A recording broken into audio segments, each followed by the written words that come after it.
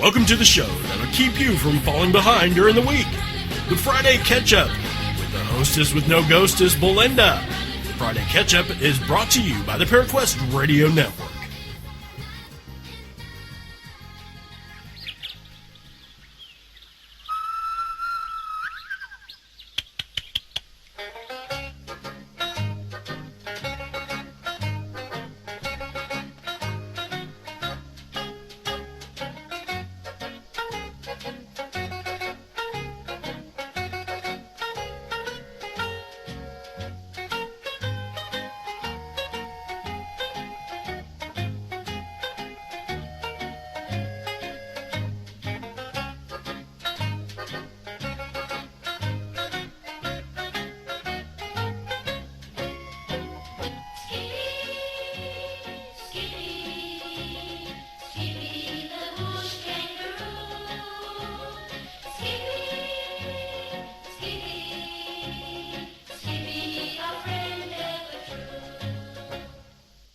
Hi Jackie, how are you? Oh, I'm okay. That was really strange. It'll make perfect sense in a little bit, trust me. Oh dear. Yeah. Be afraid, everyone. Be afraid. Okay, so that was the theme song to a TV show that was famous back before I was even thought of. So that was a little while ago. Called Skippy the Bush Kangaroo, if you didn't catch it from the kids singing. And Skippy is sort of like the kangaroo version of Lassie. So Skippy would communicate by going, and Sonny, the little boy that used to love Skippy, would go, "What's that, Skip? There's someone stuck in the well." And you're just sitting there, and it's terrible. So the big joke was, what's Skippy's favourite TV show? And you're like, what? And then everyone would go, 60 Minutes. And they're like, huh? And like, okay, I don't know about the American 60 Minutes, but the Australian 60 Minutes starts with the stopwatch going... Yeah.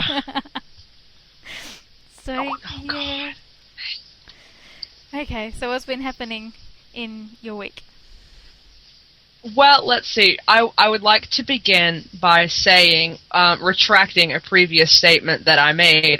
For those of you who were here last week, you may have heard me make the joke that Belinda does all the work and I'm just here for my looks. Be careful what you say, because that will quickly turn around and bite you. Mm-hmm. And it did. Very much so. Yes. I actually sat down and calculated it out. Because we decided to put the Christmas special on YouTube for the people that couldn't be here to hear it, and for the person that we tributed it to. So between you sending me the audio, which took about 30 minutes, mm-hmm. and then learning how to edit everything down, which took about 20 minutes. Yep. And then editing everything down into 10-minute slots, uploading it all to YouTube, and then that alone took about 10 hours. Then YouTube decided, copyright issues, and took it all down. So I had to go back and re-edit everything, and ended up staying on the computer doing all this for about 7 hours. So in total, to get 6 videos on YouTube, it took me 17 hours. Holy dooly. Well, yeah, you've officially done more work on this show than I have. Yay! Because, what was it yesterday I was telling you, I've done no research and I've got a doctor's appointment tomorrow and they're likely to give me painkillers that are going to knock me out completely. And it's like, oh. But yes, there were no painkillers involved. He just told me to go and get my heat pack and my deep heat, which is like a sports rub, and keep going with that. I'm like, thanks. I'm still in pain. He goes, that's nice. So how are you feeling today? A little better than yesterday, but I'm still very, very sore. So, yes, I got a neck spasm. So, yeah. For all of you perverts out there, she needs to clarify what she has. Yes, it's nothing contagious or revolting, it's just a neck spasm. And she didn't get it by doing anything naughty. No, I was sitting there and I was watching Bend It Like Beckham, and I promise I was not trying to replicate the movie. I was just sitting there. Oh, goodness. Okay. Sure she was. Yeah, because, I'm really, really coordinated like that. Not. Well, they don't have to know that. Well, they already do now. Well, you ruined it. Oh, I know. I'm terrible. Okay, so now I suppose we better get into why I played the theme song to Skippy. Okay, do you want the first story, or should I take it?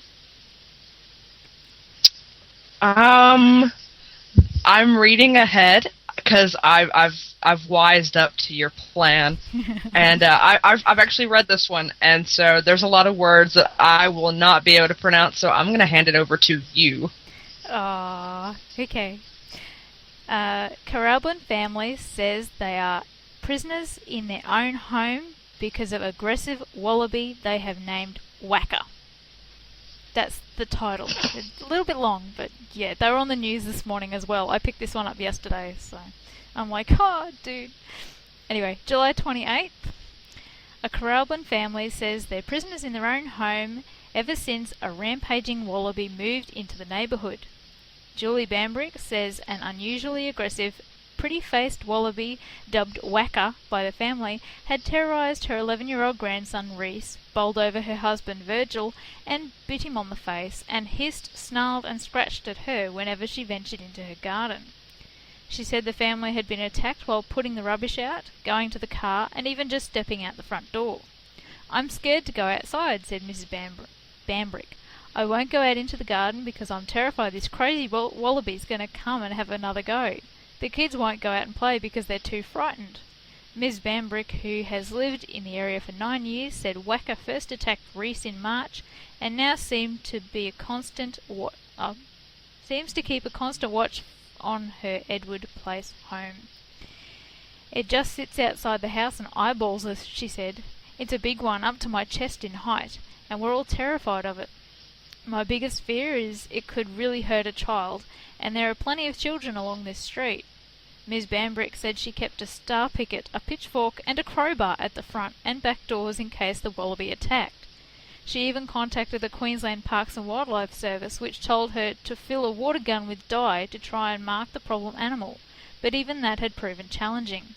"It didn't work. It started attacking me and I had to try to defend myself by beating it away with the water gun." Ms. Bambrick said Reese had been bailed up more than once in the backyard. "It's just awful," she said. "We're prisoners in our own home." A deputy of Environment and Resource Management spokesman said that it was aware of the attacks by the wallaby. "Kangaroos and wallabies that are used to being fed can approach people expecting food," he said. "When there's no food, they may become aggressive. For kangaroos and wallabies living on the bushland fringe of a suburban area, a human may be seen as little more than a large animal living in its habitat, and one they may need to defend against." Yeah. On the news... I'm still...